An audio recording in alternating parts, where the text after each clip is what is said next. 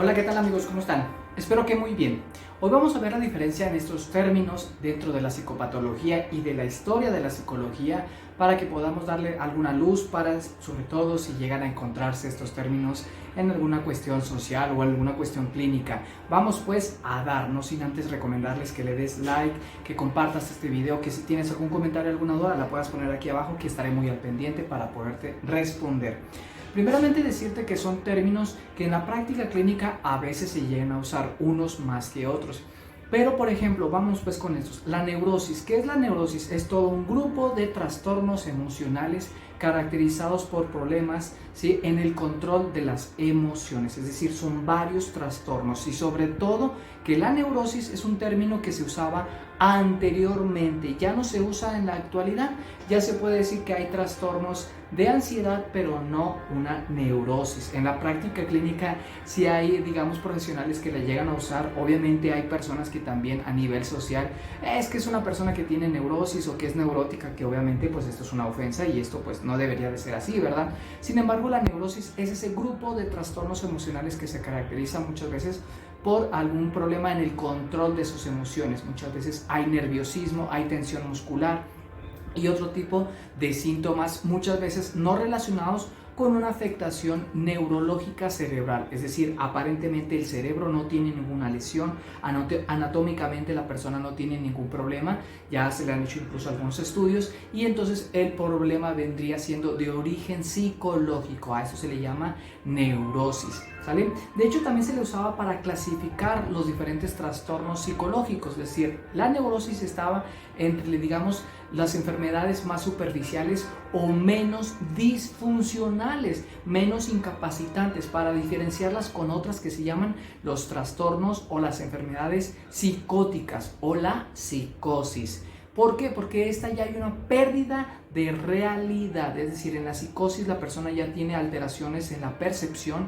es decir, tiene alucinaciones, tiene delirios. Estos vendrían siendo con las ideas completamente irracionales, es decir, hay delirios de persecución, hay delirios de grandeza o los delirios de grandeza también llamados, sí, megalomaníacos, o también los erotomaníacos, es decir, que la persona piensa que todo el mundo quiere estar con ella en la intimidad. Entonces, y otro tipo de delirios. Obviamente las alucinaciones estamos hablando de visuales, auditivas, que son las más comunes, pero también podemos incluir incluso las olfativas, las táctiles y las gustativas, que sí vienen siendo las menos comunes, pero también existen. Esas son las psicóticas. Aquí ya hay una pérdida de realidad. La persona ya no tiene un juicio apegado a lo que le rodea. No como en la neurosis, que todavía hay una conservación de juicio de realidad. ¿Sale? Entonces es muy importante empezar a diferenciar esto. Estas clasificaciones ya no existen, ya se cambiaron ya en el DSM-5 o en el CIE-10, en el Manual Diagnóstico de los Trastornos Mentales actual. Ya no existen estos términos de neurosis. Cuando un profesional dice tiene una neurosis obsesivo-compulsiva, ya es un término que ya no se usa. Lo más común es decir tiene un trastorno obsesivo-compulsivo. Entonces vamos a empezar a diferenciar qué es neurosis y qué es un trastorno de ansiedad. Es decir, varía en la terminología de acuerdo a la época en la que se usaba. La histeria ¿qué es? Bueno, es un tipo de neurosis que se usaba antes. Ya en la actualidad ya no se dice a nadie que tiene una histeria. ¿Pero qué era la histeria? Bueno, pues era un tipo de neurosis que se caracterizaba por nerviosismo, por convulsiones, por parálisis, por sensación de ahogo. La persona tenía ataques de pánico también.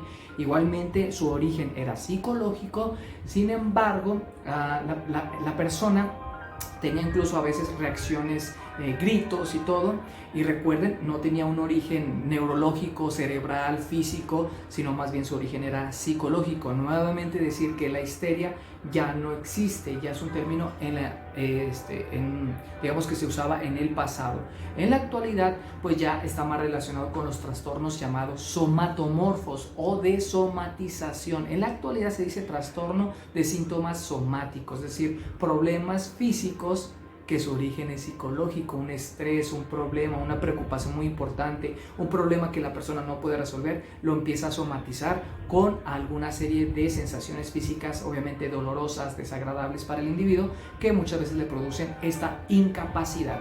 Entonces, la neurosis Bueno, hay de diferentes tipos, una de ellas era la histérica. En la actualidad, acuérdense, llamado trastorno de síntomas somáticos. Espero no haberte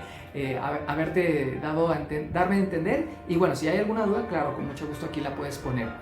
Por último, decir cuáles son los trastornos de ansiedad. La ansiedad es un estado, primeramente se puede describir como una reacción ante un estímulo que atenta la estabilidad, atenta, digamos, la tranquilidad del individuo. Entonces esto va a generar una serie de síntomas físicos como la taquicardia, como la sudoración, a veces temblor, a veces tensión muscular.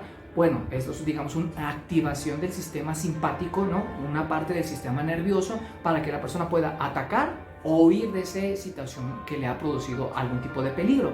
Ahora, los trastornos de ansiedad, ya cuando hablamos de un trastorno, acuérdense que es ya cuando hay una incapacidad para que el individuo maneje sus propias emociones, y esto ya lo podemos considerar como una enfermedad, como un trastorno, como un padecimiento que hay que tratarse, que hay que atenderse, ¿sale? Ya sabes, con un psiquiatra o con un psicólogo clínico. Bien, hay diferentes tipos de trastorno de ansiedad, hay varios, incluso en el manual diagnóstico podemos describir varios, pero voy a decir aquí algunos de los más comunes. Trastorno de ansiedad por separación, ¿sí? Que es cuando la persona tiene miedo a separarse de sus padres, de sus seres queridos, no puede a veces dormir si no está al lado de ellos, no puede tomar decisiones si no está al lado de ellos, ¿sí? Se le viene a la mente el hecho de perderlos, aunque no hay una evidencia de que pueda pasar eso. Tenemos también otro trastorno de ansiedad, por ejemplo, el trastorno de pánico, que incluye los ataques de pánico, las crisis de ansiedad. El trastorno de pánico incluye las crisis de ansiedad, o también llamadas ataques de pánico, y la persona se preocupa por volverlos a presentar, ¿vale? Otro trastorno de ansiedad muy común es el trastorno de ansiedad generalizada, no hay que confundirlo. Como su nombre dice, la persona se preocupa por diferentes situaciones de su propia vida. Se preocupa por su trabajo, por la economía, por sus hijos, por sus padres, por sus hermanos, por su salud.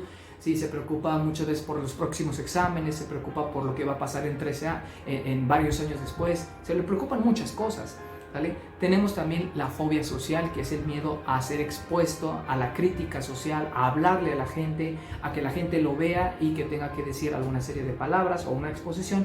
Eso es una fobia, le da mucho miedo, incluso a veces llega a paralizarse. Todo eso debido a el nerviosismo y la ansiedad, ¿sí? Por último tenemos la agorafobia, que es el miedo a los lugares abiertos, es decir, el miedo a no poder escapar, miedo a que encuentre muchas multitudes y no pueda salir y no pueda tener una salida, ¿no?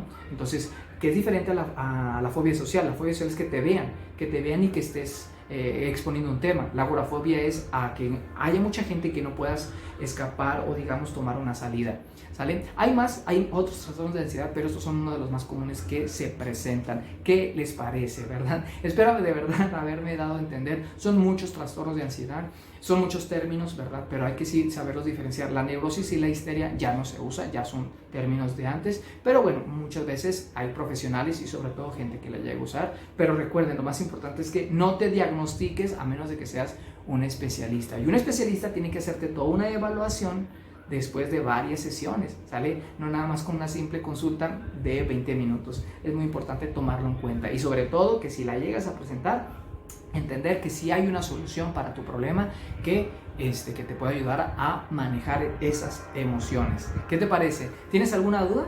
Créeme, voy a estar muy atento para poderte responder. Te voy a agradecer mucho, sí, tu like y tu suscripción, que por supuesto ya sabes que es gratuita. Yo sí espero por mucho haberte aportado y que puedas controlar tus emociones, ya sabes, ¿verdad? ¿Para qué?